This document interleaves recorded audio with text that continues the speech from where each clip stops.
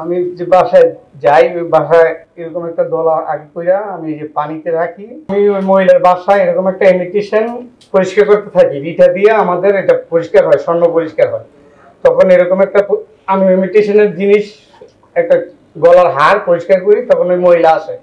আসার পরে বলতেছে কি করেন, আমি বলছি যে আমি স্বর্ণের কাজ করি, ঘরটা সোনার উপর পানিতে ধুইতে হবে, আপনি এক কাজ করেন, আপনার গলার চেনটা আর কানের দুলটা দেন, আমি পরিষ্কার করে দিই, যাত্রা করবো, ঘরটা সোনার উপর পানিতে ধুমো, আপনি আমার 10টা টাকা দিয়ে না পা। তো ওই আপারে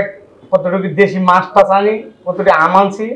দুধ আনছি, পরে মহিলাকে দিই, দেওয়ার পরে মহিলা মনটা বলে যায়, পরে করে নেন দেন। পরে আমার একজোড়া ঝুমকার এই চেনটা দেয়, দেওয়ার পরে আমি এরকম একটা গুল্লি আগেই বানায় রাখি,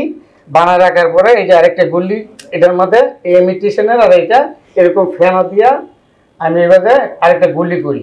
গুল্লি করার পরে এরকম একটা গোল আকারে করি, করে বলি আপা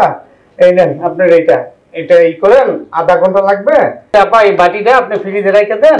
এটা 20 মিনিট আধা ঘন্টার ভিতরে খুলবেন না, এটার মধ্যে এসিডের পানি আছে। পরে উনি চলে যায়, যাওয়ার পরে আমি এই যে বালতির থেকে এই স্বর্ণের যেটা স্বর্ণ রাখছি ওইটা নিয়ে আমি চলে আসি।